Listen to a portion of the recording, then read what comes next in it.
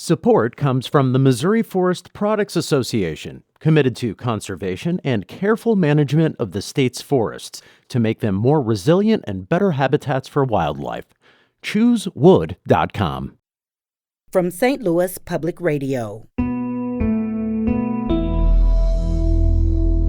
This is St. Louis on the Air. It's called Vitis vinifera, or vinifera grape.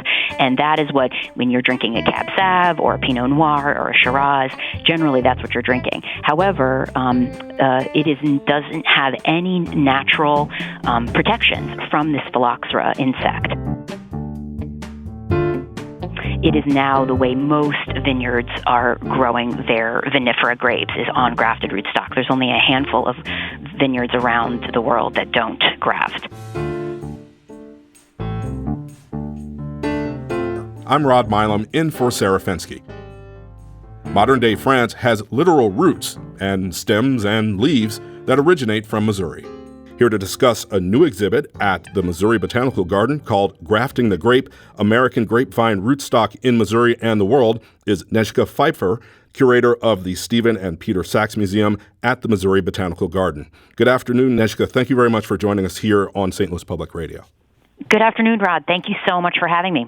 I'm really glad to speak with you. I had a chance over the rainy weekend to actually go to the reopened museum, and it was really very interesting. It was a little bit of history that I knew that Missouri had something to do with wine and France. Can you tell us a bit about that exhibit and what it represents? Thank you so much, and thanks so much for coming to check it out. The exhibition focuses on the botanical kind of saving of the wine industry in the late 19th century. One of the key issues that took place in the mid-1800s was that an insect that is known for feeding on grapes, the common name is called grape phylloxera. It is an American insect, somehow was brought over on American grapevine plants to Europe and slowly started causing devastation. It landed most likely in the Canary Islands in about 1851. That's when they think they've tracked it.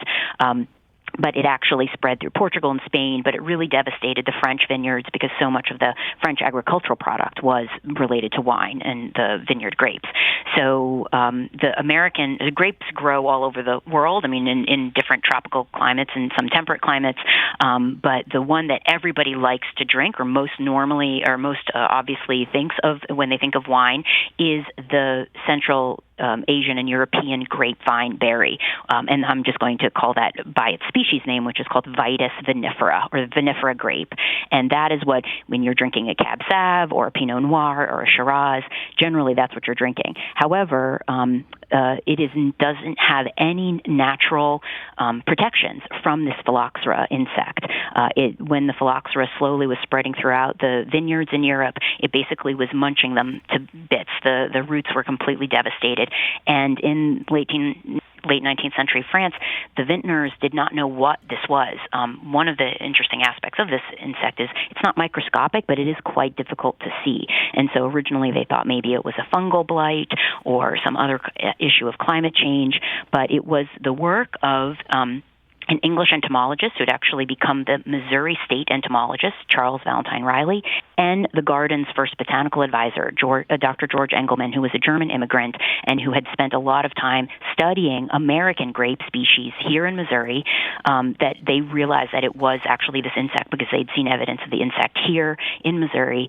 And then once this identification took place, and however, I should say it wasn't instantaneous. It probably took about 30 years for people to actually agree that this was the reason that caused the devastation. And the innovation that took place included viticulturists here in Missouri as well as in France, realizing that if they were able to still make the European grapevine grow on a grafted rootstock using the rootstock from America, which did have chemical compounds that sort of kept the phylloxera from completely munching it, it only just slightly bothered the plant. They basically, infusing those two different plants together, they could then regrow the French wine industry and basically save wine for Europe. And then, in effect, it is now the way most vineyards are growing their vinifera grapes is on grafted rootstock. There's only a handful of vineyards around the world that don't graft. And so I would say probably 90% of the world's wine industry depends on Missouri rootstocks. So Missouri is literally around the world, but when you graft two plants, and again, this is not my area of expertise, don't you change the actual product if you're sticking one thing, the top, say the leaves and the stems, onto the roots? So maybe if you had one type of grape and then you took one from somewhere else, it changes the grape completely, the product?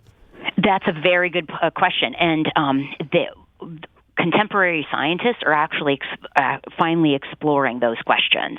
Originally, when the grafting first took place, they did not think there was much effect or much difference. But it is now Dr. Allison Miller, who's a professor of biology at St. Louis University and is also a principal investigator at the Danforth Plant Science Center, has actually been studying different rootstock species and how they affect a grape, the grape plant that is grafted onto it. And you call that berry that's been grafted onto the rootstock the scion plant. And they actually have seen that different species do, in fact, affect leaf size and shape, and most specifically and most importantly for winemakers, the final berry product. It actually will change the measurements of the different chemical compounds that once they go through the fermentation process and aging process to become wine will actually taste differently than what you would think if it was not at all affected or not at all grafted.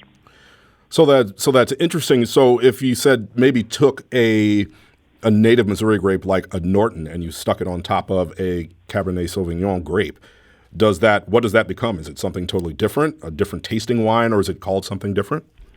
Oh, that's a good question. Well, it's not grafted in quite that way. The Norton grape is one of the grapes that because it's a Native American grape, it has a little bit more protection from phylloxera than the vinifera grape, and a Cab Sav would be a vinifera grape. What they have done, and a lot of the Missouri wine industry includes these kind of grapes, is actually hybridized or crossbred vinifera grapes with American grape species, so like a Norton or one of the other species. And so the wines that we think of that are called Chambourcin, Vignoles, Vidal Blanc, those are in fact French-American hybrid grapes, so they're not grafted at all. So they do taste different, and they do the berries are different, and the final output of the flavor is different. That's interesting. So when I went to the exhibit, I didn't get any wine, but I did see a lot of things on the first and second floors of the exhibits. Can you describe a bit what people will see when they actually do show up at the Missouri Botanical Garden? Oh, thank you. Yes. So we have 2 floors and 3 galleries. The lower level gallery features the artwork of just one artist named Dornith Doherty. She is well known for featuring plants in her work, but she decided to take the 3 kind of section part of the story, the phylloxera insect, the Native American grapevines, and then also the scientific scans of rootstocks of these American grapes, and craft short films as well as these beautiful, large electron microscope scanned images of phylloxera. So you sort of get a little bit of the taste of all of that. Unfortunately, we do not offer tastes of a wine. Unfortunately, the galleries, we don't allow that. But when you go upstairs into our main galleries and the South Gallery, we have artworks by another pair of artists named Leigh Hahn and Lorraine Walsh, who've actually created a minimalist sculpture featuring the wine trellis, including drawings of the scion and drawings of rootstock to sort of talk about what that actual process looks like, as well as several short films in which they've taken machine learning software and fed into it all sorts of images and data about grapes and created unique new artworks that sort of show growing grapevines and unique grapevines that don't actually exist in nature, which is kind of fun. Yes, go ahead. No, go ahead. And lastly, like the main gallery that we have has a very Victorian interior with lots of glass fronted cabinets, and those are perfect for displaying specimens. And so in those displays, I feature the narratives that talk about George Engelmann and the hunt for the phylloxera and understanding what grafting is, as well as what the contemporary science that's being done related to grafting in wine, as well as, of course, showing lots of glasses and decanters and talking about the material culture of making wine and enjoying it.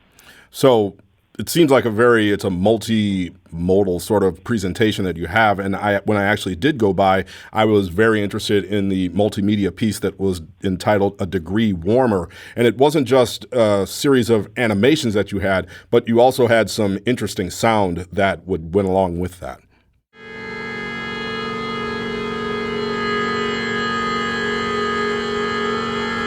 And underneath that animation and that sound, it seems like it's called A Degree Warmer because since the pre-industrial times, the temperature on Earth has actually risen 2 degrees, and it's supposed to be the melding of the river into roots, using that sound to represent that. Am I correct? Yes, that's right. Leigh and Lorraine actually worked with a composer who created that electronic composition to encompass their ideas about that artwork. Okay, that's great. Well, Nezhka Pfeiffer, I'd like to thank you very much for coming on the air today on St. Louis on the Air. You are the museum curator at the Sachs Museum at the Missouri Botanical Garden, and the exhibition that we've been talking about, Grafting the Grape, American Grapevine Rootstock in Missouri and the World, is now open. And for more information, you can go to our website at stlpr.org/STL-on-air. Nezhka Pfeiffer, once again, thank you very much for joining us today. Thanks so much for having me.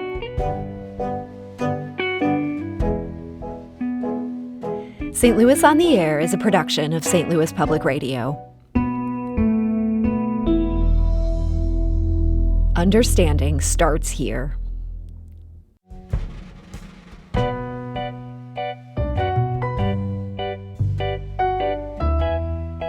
Do you find yourself regularly listening to episodes of St. Louis on the Air? Suggest us to a friend you think might enjoy our conversations. And leave us a review and rating on Apple Podcasts on the App Store. It's the simplest way to help people discover our show. Thanks. St. Louis Public Radio is a member-supported service of the University of Missouri, St. Louis.